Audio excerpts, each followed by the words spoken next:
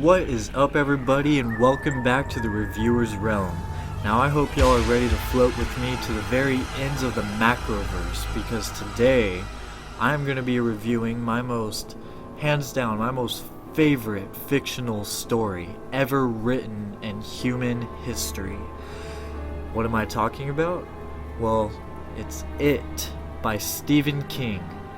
Now, before I dive too deep into this review, I'm just going to go ahead and give a little facts about the book before we get into the story. And to start off, this was published in 1986, and it is clocking in at 1,153 pages. Now, in my opinion, this is King's magnum opus. This is his most amazing story he's ever written. And most of the time, when people hear Stephen King, they automatically think Carrie or Pet Sematary or The Shining. Now, those are great. Don't get me wrong, those are great stories too, but for me, when I hear King, first thing that pops in my head is the demonic child-eating clown known as Pennywise. I don't see how this isn't just accepted nationally as his most well-written book. The story alone is just captivating, and it's absolutely amazing. This is a horror story, but the beauty of it is that you get much more, and I mean a lot more than just horror from this novel. There's a lot of beauty in this story. There's moments where you will be laughing, there's moments where you'll be crying, and obviously there's going to be moments where you're, terrified out of your mind.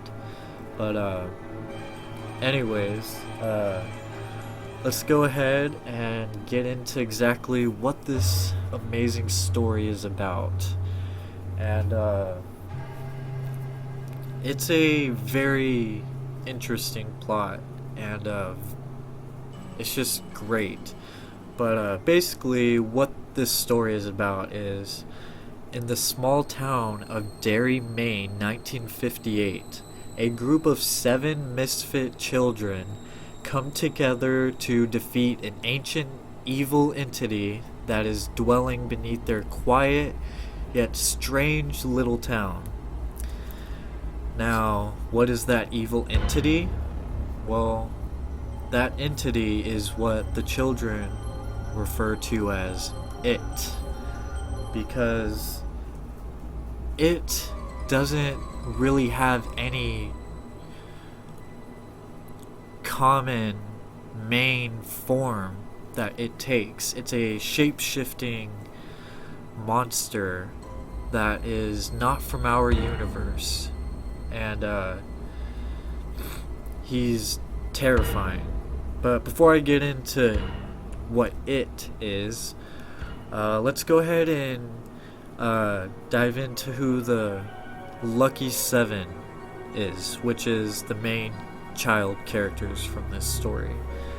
And you got stuttering Bill Denbrough, and Bill is a great character, and I just loved reading his dialogue and just the way he carried himself as a true-born leader amongst his loser friends. But basically, Bill is considered the leader of the group, the most self-assured member of the club, and basically the main protagonist. And in the first pages of the book, his younger brother George is lured by this evil entity, and he is murdered by it. I mean, like, some brutal shit. Like, his basically Bill's younger brother George has his arm ripped off by this entity, and basically Bill is wanting to avenge the death of his brother, and he feels partly responsible for his death, as it was he who made George the boat that sent him to his strange death. And Bill, he was just great. Every time I was reading dialogue from him, or just any part that had to do with him, it was very interesting to read, because Bill, he's such a nice kid, and him and the others, they just got along so well, and anytime that there was danger, he always knew how to respond, like no hesitation. He was a true leader. And now another good character is Eddie Kasprak, who is kind of a mama's boy, but not by his own will. And basically Eddie is a frail and asthmatic kid who carries his inhaler with him everywhere. His father died when he was very young, and his mother is very pampering, like overwhelmingly pampering. And Eddie is my favorite. Actually, I don't know. I'm gonna have to say probably Eddie, Ben, and Bill are my favorite characters out of the Lucky Seven. And which brings me to Ben. We've got Ben Hanscom, who is the new kid in town, and he's overweight, so he gets picked on a lot for that. And that's actually how he met Bill. I think it was the last day of school, and some of the local bullies chased him down to this area known as the Barrens, which is where the Lucky Seven usually hang out and play at. And while running away from these bullies, Ben comes across Bill and Eddie, and so that's how they meet. And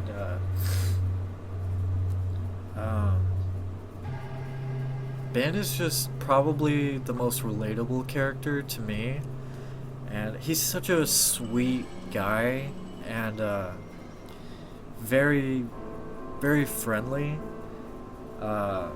He's known as Haystack because of his weight.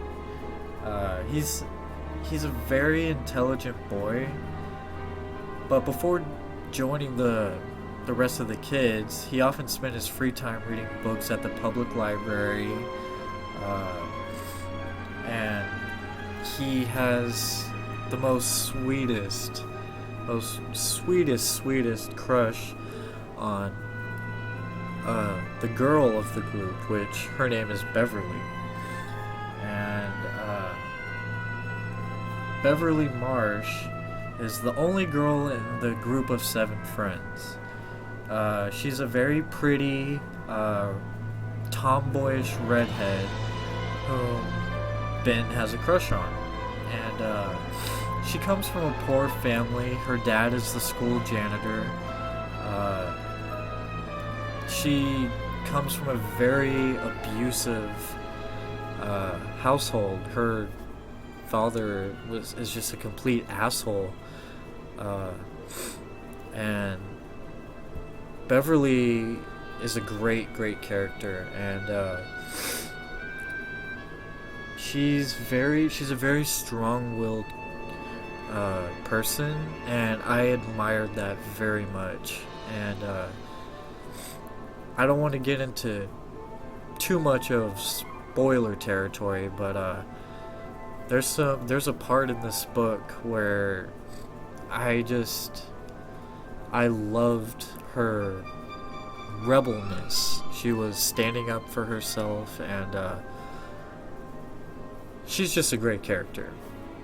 And then we got Stan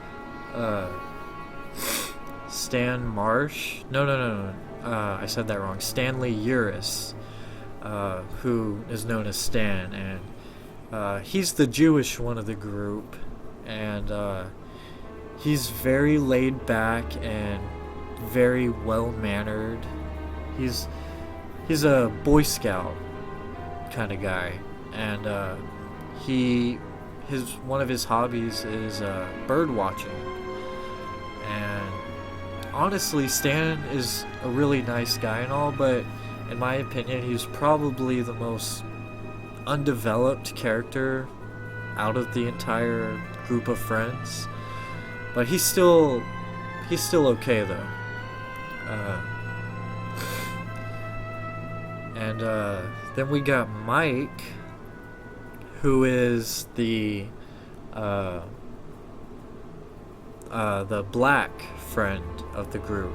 And remember, when they're kids, this is taking place in 1958. So Mike gets a lot of crap for his skin color.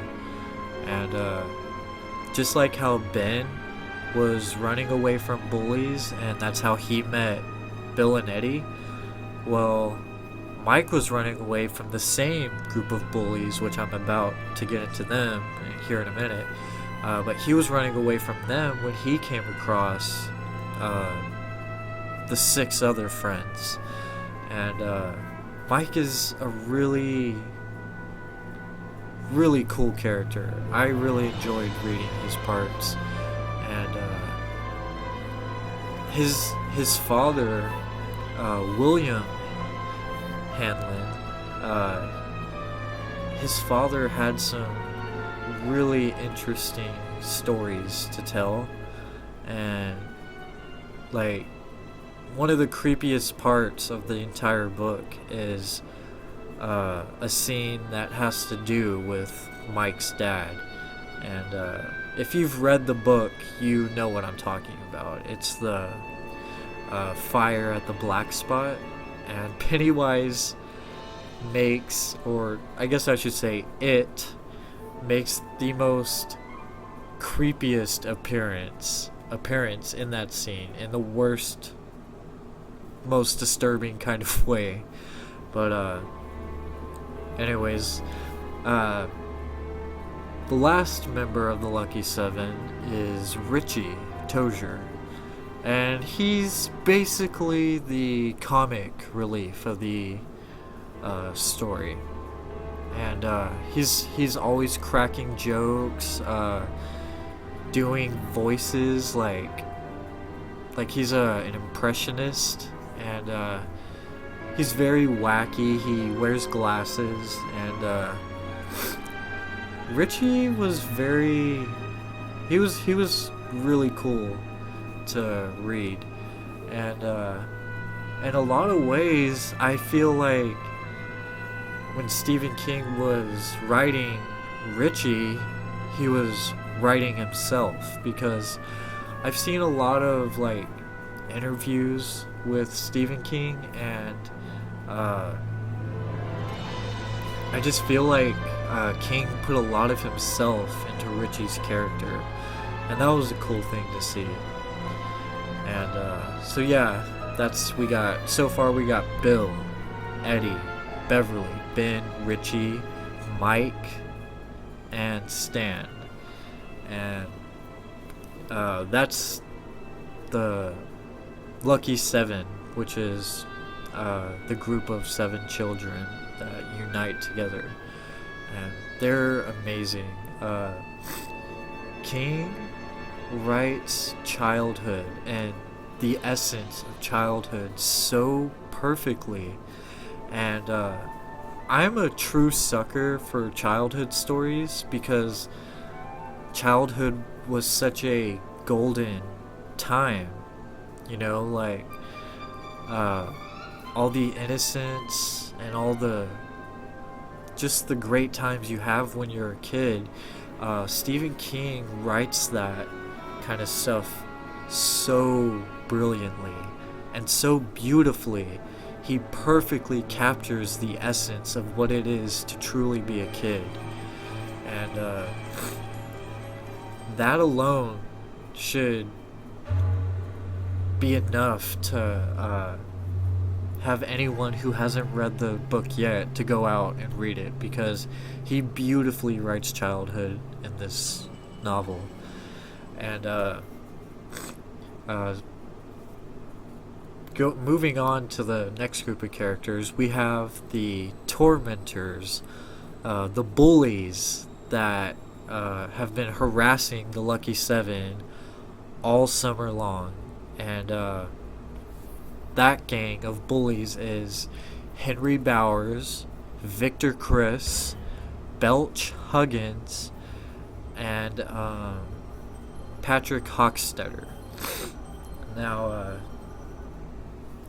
these guys are like top-notch, A-class assholes. And Henry is the leader of this little band of bullies, and he's just a real annoying douchebag. He's just so crazy, like literally crazy. He carries around a pocket knife, which he used on Ben at the beginning of the book. He carved his first initial into Ben's stomach. And Henry, he's a big character in this book. He has a lot to do with the plot. And there's some chapters in this book where it's about Henry, and it's just really dark and disturbing too. This book is very violent, and has a lot of disturbing imagery in it. And so yeah, let that sink in before you read this book, because some people might not like a lot of the content that is in this book. But moving on to the next bully, we got Victor Chris, which is he's part of the Bowers gang. And Victor, he's like kind of caught in the middle, I guess you could say. Towards the beginning of the book, he's just a straight up bully, just like the rest of them. But there's points in the book where he feels like Henry is going a little too far, and he doesn't want to join in on what's going on. And it's like he has a good and bad side to him. But yeah, so that's Vic. And then we got Belch, and he's basically a mindless guerrilla henchman for Henry. He goes along with whatever Henry says, and he's basically just there to torment the Lucky Seven, just like Henry. But he's not as cunning or anywhere near as crazy as Henry is. He's just a follower, really. But later on in the book, when it's taking place during the 80s, when everybody's an adult, Belch makes a very cool / creepy appearance. And if you've read the book, I think you know what I'm talking about.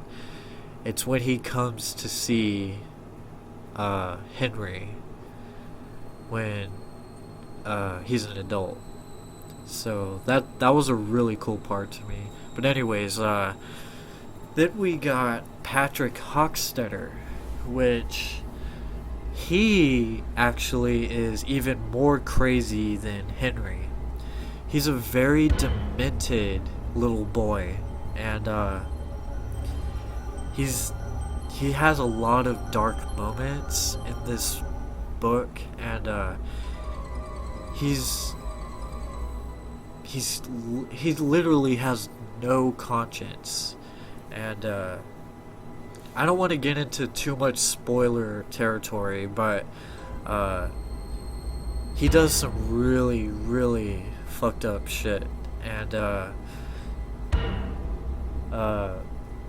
he's any time that I was reading chapters that had to do with him, it was very interesting to read, but it was also very disturbing. He does some really dark stuff, and the way he, well, I guess spoiler alert, he dies, and the way he dies though is just, I loved it. The way King wrote out his death was just awesome.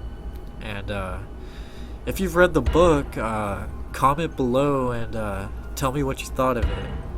But yeah, and let's go ahead and now get into the main antagonist of this story, the monster of Derry, which is known as It, or Robert Bob Gray, or Pennywise the Dancing Clown.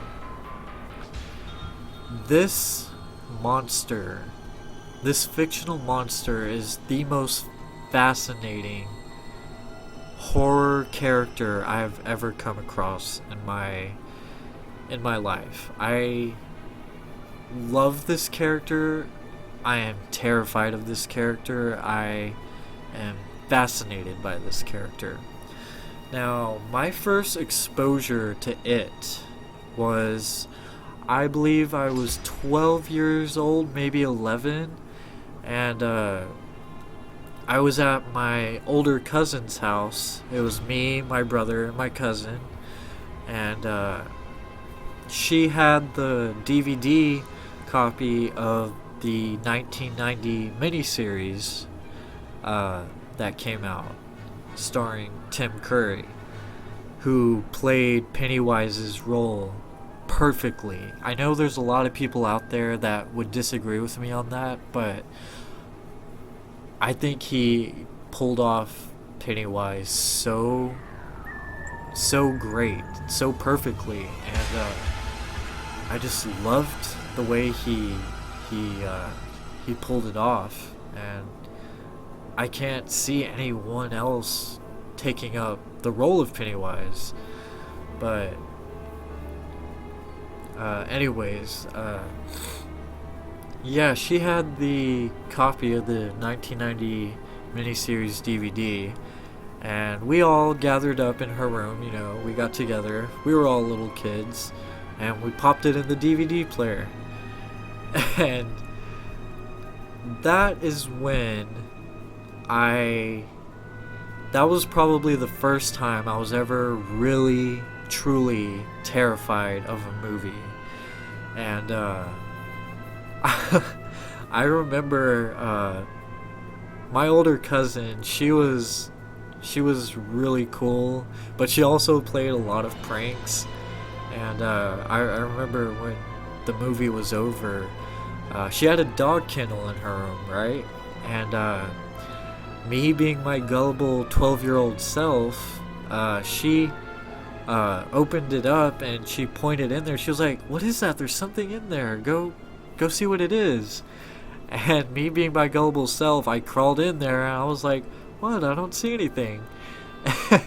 and then she closes the kennel, locks it with me in there, and she leaves the DVD menu of It playing with the really creepy circus music, and she turns off the light and runs out of the room. And I'm in there terrified out of my mind, crying, and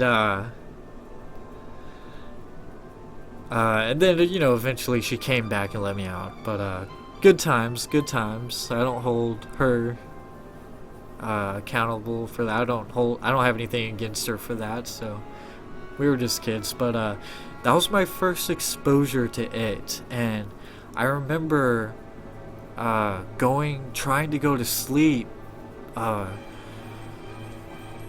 same night, and I could not go to sleep. That's how scary Pennywise was to me. And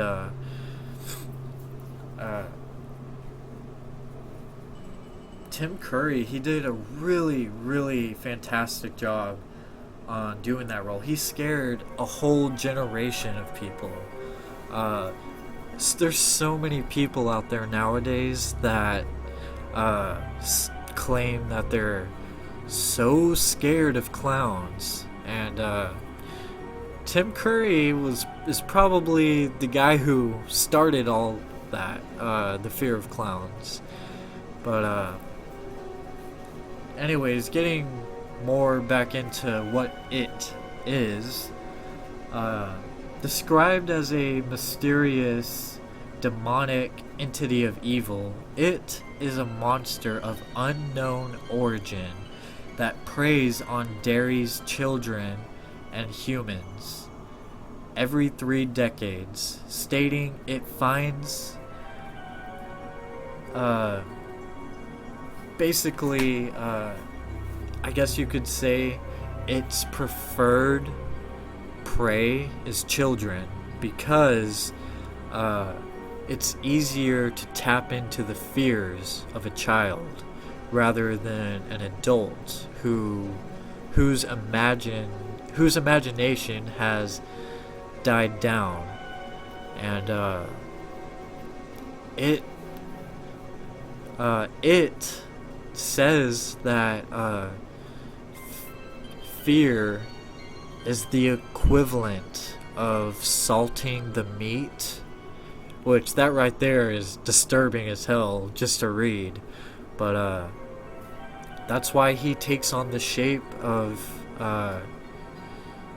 your worst fear, because when you're scared, it's the equivalent of somebody, salting their steak. It just tastes better. And among its powers is shape-shifting into a form that induces fear while killing the victim. Its most common shape that it takes is that of Pennywise the Dancing Clown, because its preferred prey is children, right? Well, if bait is needed to capture a child, what child did not love a clown, right? Pretty creepy shit. But it can also manipulate people and use them as pawns into doing its bidding. Either by assuming a form most familiar to them, promising them their desires, or just basically through subliminal influence,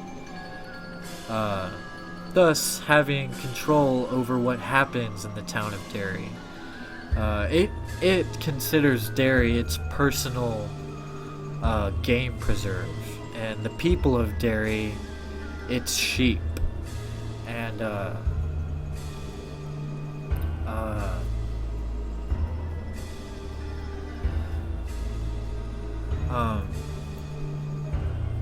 it's just he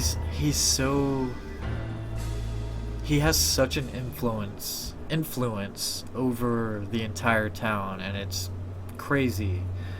And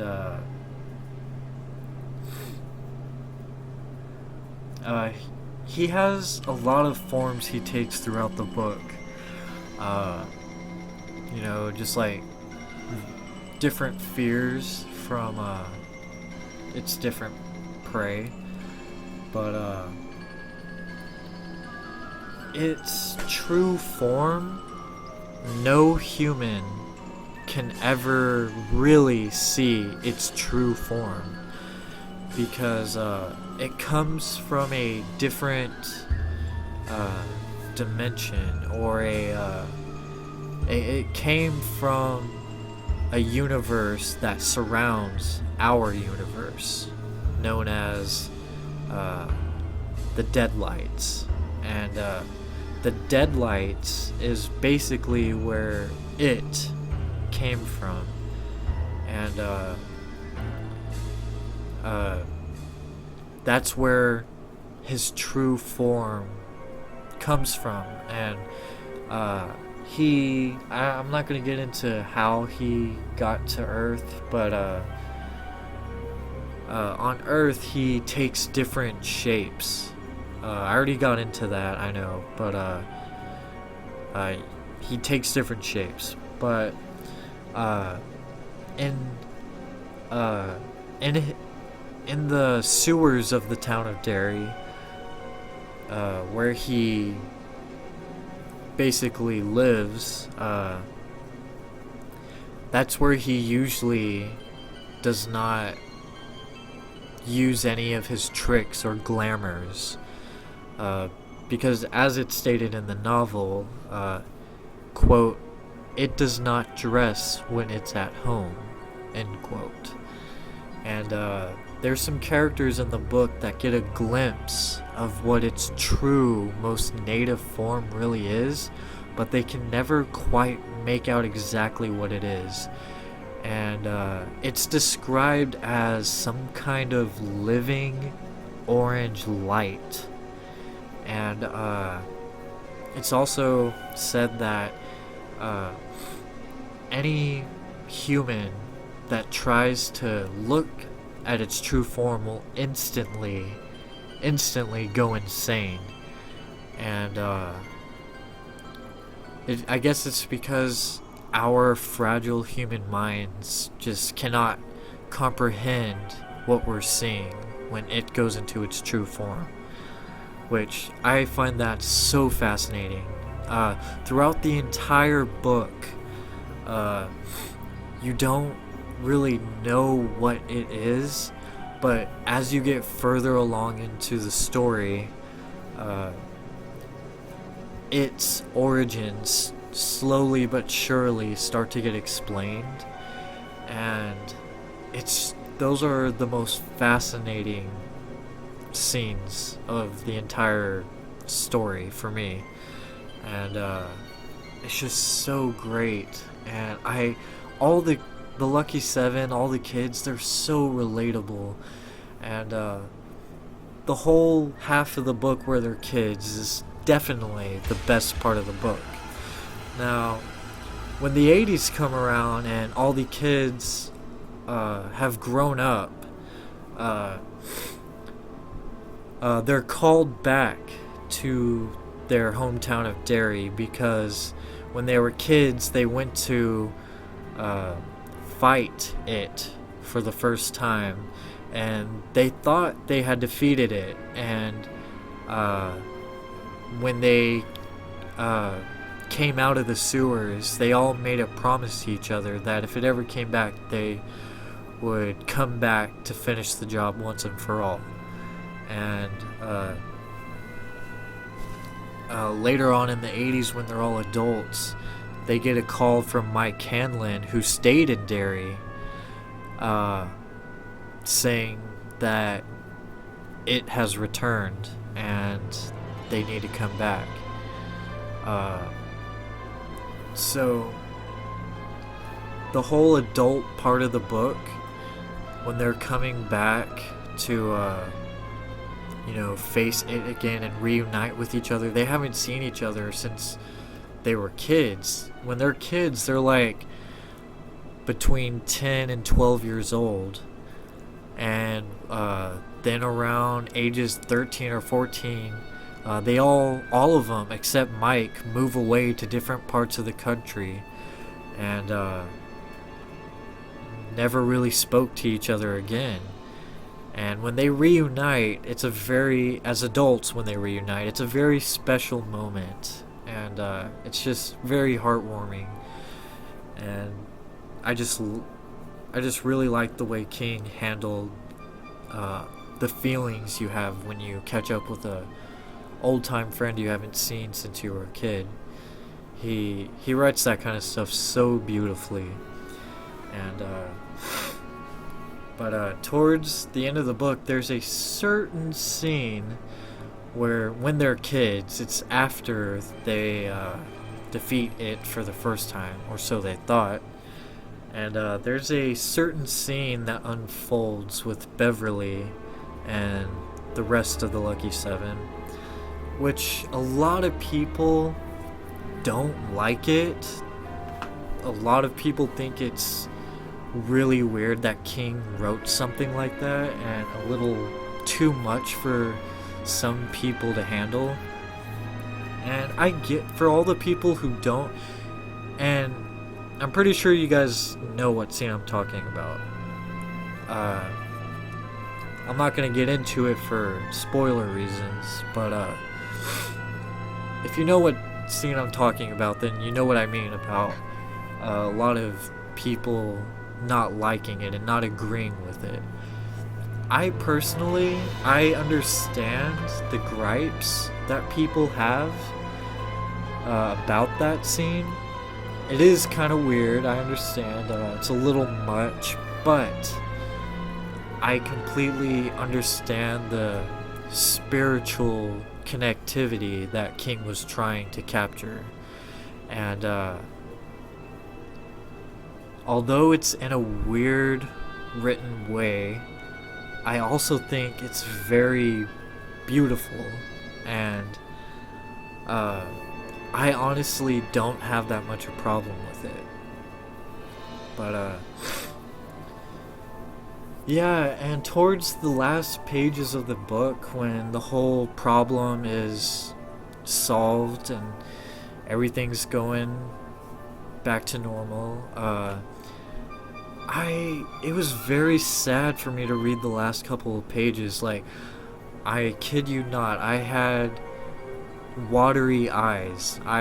Tears were almost gonna fall, because just the way he wrote the last couple of pages is so beautiful. And basically the Lucky Seven, towards the end of the book, they're all going their separate ways, and for some mysterious fate-like reason, they're slowly but surely starting to forget one another and lose their memories of each other. And that was just, there's something about that just really and truly tugged at my heartstrings. Let me read you a little passage from what I'm talking about. He awakens from this dream, unable to remember exactly what it was, or much at all beyond the simple fact that he has dreamed about being a child again.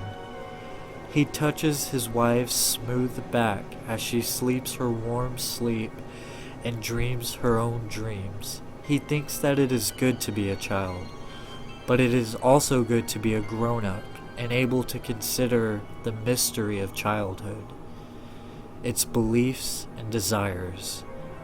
I will write about all of this one day, he thinks, and knows it's just a dawn thought, an after dreaming thought, but it's nice to think so for a while in the morning's clean silence, to think that childhood has its own sweet secrets and confirms mortality, and that mortality defines all courage and love.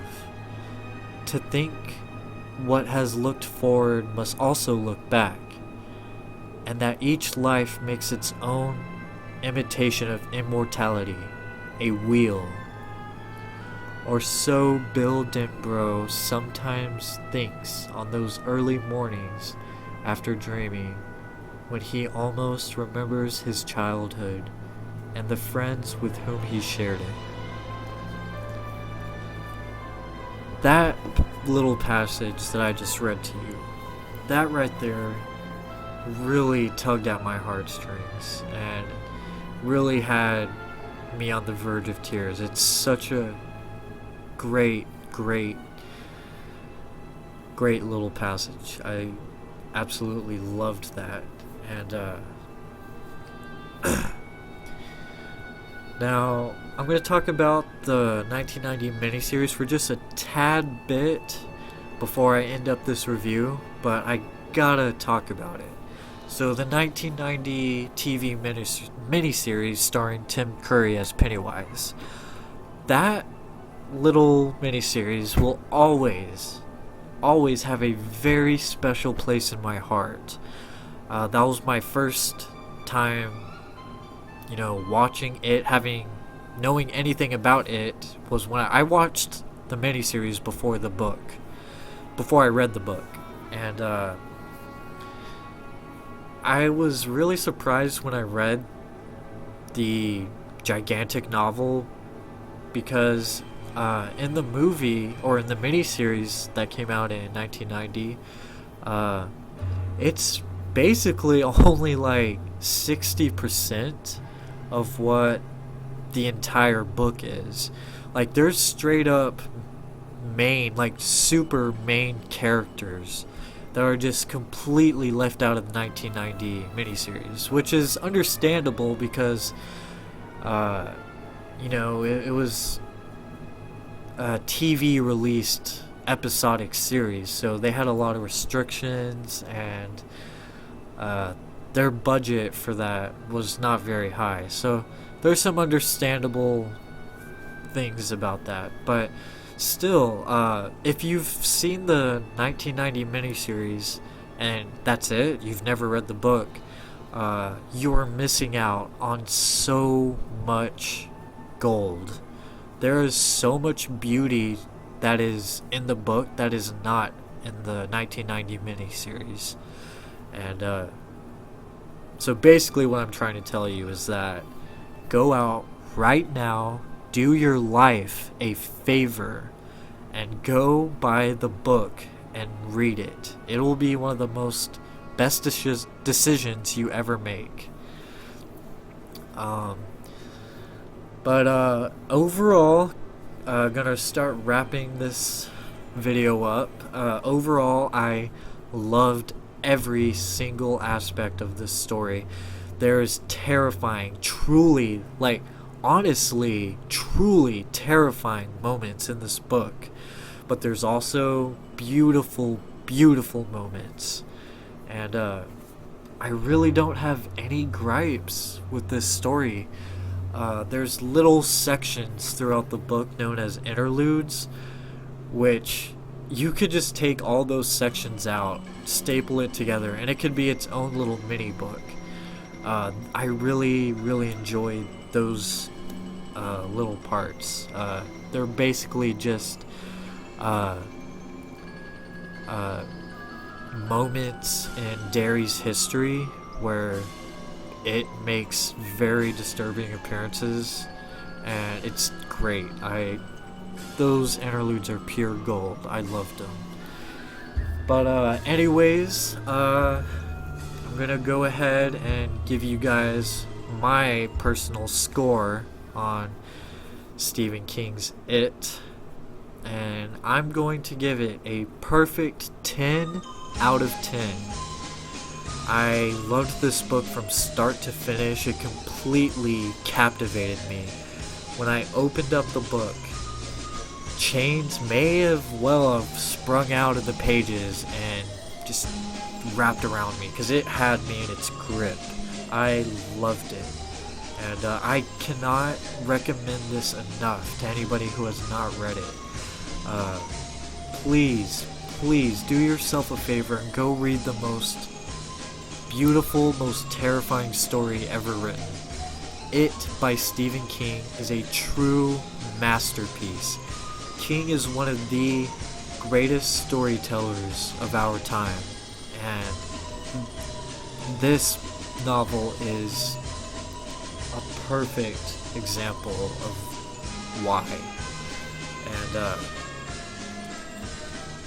oh god, I am so looking forward to the 2017 readaptation film of this novel. And and I'm very excited to see it, and it looks very promising. I will be seeing it day one, believe me.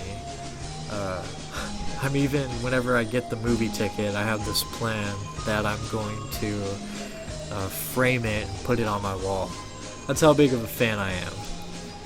But anyways, yeah, thank you guys for tuning in. I know this was a little bit of a long video, but I had to talk about it. This is my favorite story of all time, and I cannot thank you guys enough for watching this video, and I just really appreciate all the support I can get.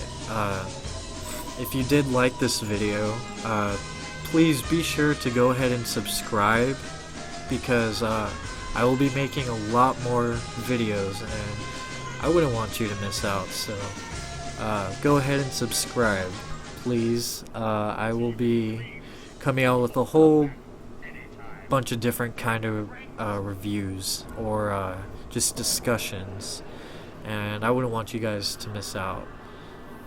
But thank you guys again. This was really fun, and I hope you guys enjoyed what I had to say about this story. And comment below and let me know what you guys, what was some of your favorite moments of this novel. What was the scariest? Okay, yeah, let's make it that. What was the most scariest part of this novel to you? Comment below, and just let me know what you guys thought of it.